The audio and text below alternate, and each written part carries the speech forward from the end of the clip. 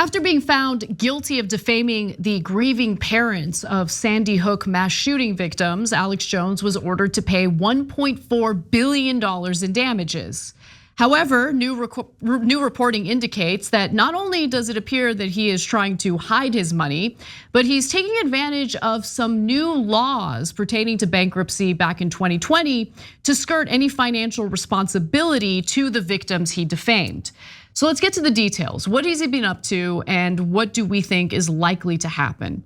Now, keep in mind that Jones is estimated to have a net worth of $270 million. Now, Jones has transferred millions of dollars in property, cash, and business deals to family and friends, including to a new company run by his former personal trainer, all potentially out of reach of creditors. He has also spent heavily on luxuries, including $80,000 on a private jet, bodyguards, and a rented villa where he was in Connecticut to testify at a trial last fall. We had also previously shared with you that he declared bankruptcy. He declared both businesses and personal bankruptcy last year. And that was the first red flag indicating that he was gonna try to skirt having to pay any damages to the families. Earlier this month, Jones offered to pay the families and his other creditors a total of $43 million over 5 years as part of a bankruptcy plan, which lawyers for the families immediately dismissed as laughable and ridiculed with financial holes. Now, in looking into this story, it's pretty clear to me that for the families, it's not even about the money, it's about getting rid of Alex Jones so he doesn't continue victimizing people the way they've been victimized by him. But he argues, and this is during his podcast last month, if anyone thinks they're shutting me down, they're mistaken. And he wants to keep doing what he's doing. He has continued lying on his show on a regular basis because he thinks he's untouchable and he can get away with murder. And based on some of the actions he's taken and how difficult it might be to get him to pay the damages, he might be right. Although Infowars has estimated revenues of some 70 million a year, hardly a mom and pop shop, Jones was able to file for Chapter 11 under the more lenient bankruptcy rules of the Small Business Reorganization Act, known as Subchapter 5. The law first took effect in early 2020, but was soon broadened to assist small businesses struggling during the pandemic. So that is what he's exploiting in order to skirt having to pay damages.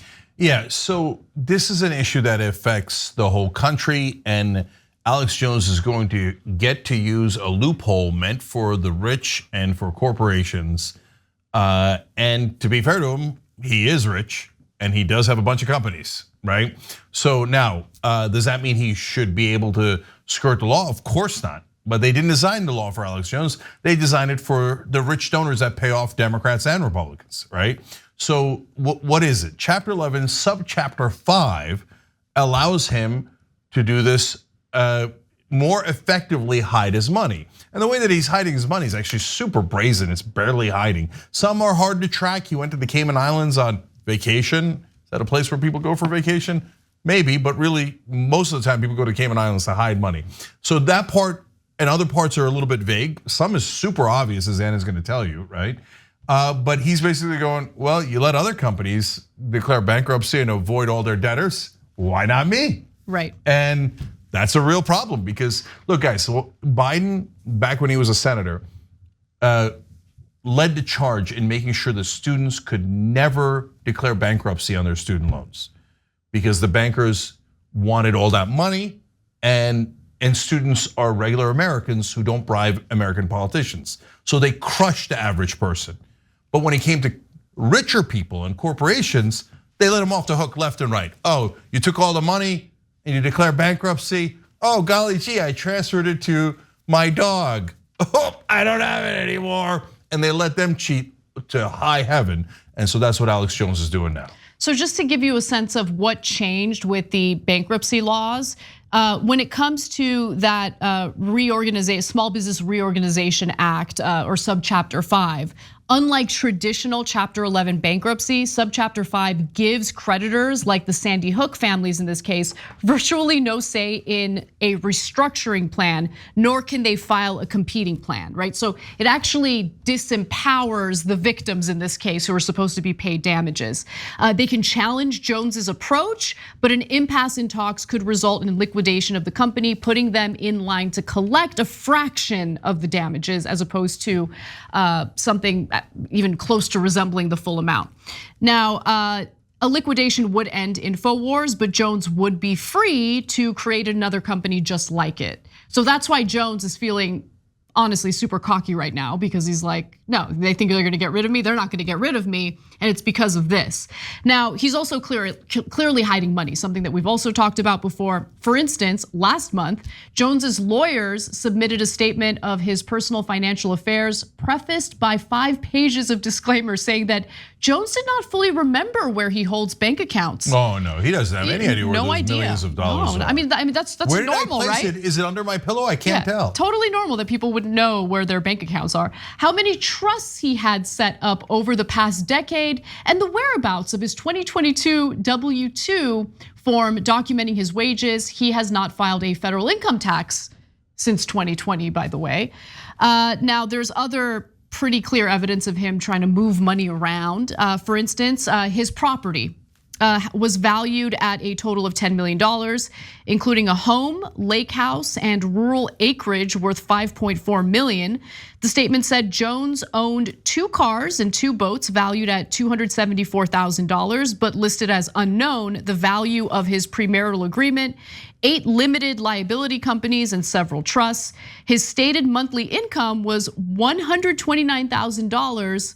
But 104,000 of that was from sources that were not disclosed. So those are some of the financial holes in his statement, which is why his lawyer prefaced the statement by saying, like, there's a lot that Alex Jones doesn't know about his money. In February last year, Jones also transferred $3 million, a $3 million home overlooking the Barton Creek Greenbelt in Austin, to his current wife, Erica Wolf Jones. On July 29th, the parent company Jones fully owns, Free Speech Systems, filed for Chapter 11 bankruptcy. At the core of the claim was $54 million that Jones said Free Speech Systems, with claimed assets of only $14.6 million, owed to PQPR, a company controlled by Jones and his parents. I mean, is it really this easy? It's that easy? It's that easy to do this. If you remember, when everybody was celebrating, oh, they got Alex Jones, I said, he's gonna hide the money and he's easily gonna get away with it. This isn't even hiding it, guys. This is him saying, like, this company had to file bankruptcy because we owed money to another company that's also owned by me and my family. So I can't give the creditors any money, the people who won the lawsuit against me, but I can give myself money. So I'm gonna bankrupt that company and give it all to me, okay? So but this whole system's a joke, so we shouldn't be surprised by any of this. That's why I told you on day one, no, he's largely gonna get away with it. There's no way they're gonna get that money. By the way, he's now making even more money because he's telling his audience, oh my God, they're trying to shut us down, send me money right away, buy the penis bills, buy the brain bills, you gotta do it right away, okay? But he's just taking the money and buying, using private jets, buying $10 million properties. He's like, I mean, I have to spend at least $129,000 a month, okay?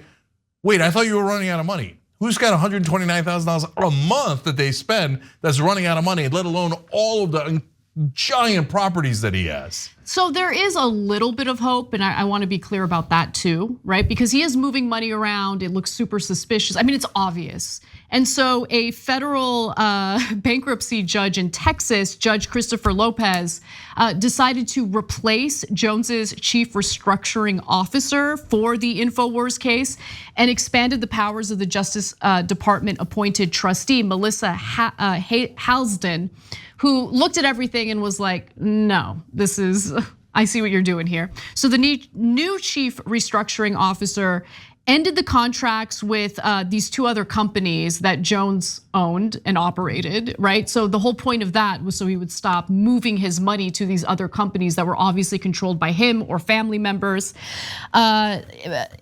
when a Times reporter called Charles Sikak, who's apparently someone who works with Alex Jones, to ask about his work with Infowars. He claimed ignorance of the relationship and then deleted references to Infowars from his social media accounts. Now, he was relevant because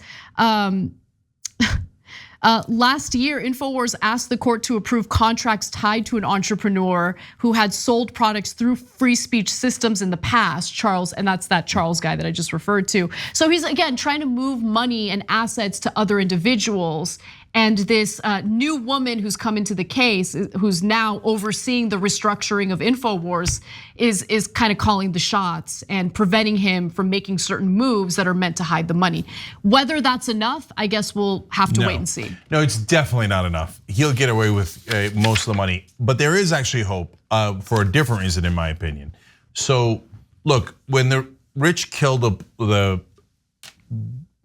any effective way of getting money out of people who declare bankruptcy without actually being bankrupt, like the alternate plans. I'll just give you a quick example of that. For example, if a company goes under and they owed the employees a lot of money for their pensions, right? In the old way of doing things, before corrupt Democrats and Republicans changed the law, the employees could say, the company that went bankrupt could say, hey, listen, I've got a plan, and the plan is I transfer all the money to a new company owned by me, right? And the employees would go, wait, and other creditors too, we have an alternate plan, and then the judge could pick the alternate plan, right? Now you don't even get to do an alternate plan, so they could cheat all the way that they like. But the judge could decide that Alex Jones is not allowed to declare bankruptcy in this case, and in that case, the creditors would get control of his assets directly. That's a win. That would actually begin to bankrupt him, right? So, but now it's a no-brainer if you're an honest judge and you look at this and you go, this guy's cheating like crazy. He's doing it brazenly. I'm not gonna let him declare bankruptcy. But the judges are probably worried, well then what would that do to my beloved business friends who also do this same trick? Would that set a precedent that would not allow them to do this kind of chicanery, right? So I don't know the judge, I don't know how they're gonna rule, but this should be a no-brainer, except for the fact that business interests do this same trick all the time. Thanks for watching The Young Turks, really appreciate it. Another way to show support is through YouTube memberships. You'll get to interact with us more. There's live chat emojis, badges. You've got emojis of me, Anna, John, JR, so those are super fun. But you also get playback of our exclusive member-only shows and specials right after they air. So all of that, all you gotta do is click that join button right underneath the video. Thank you.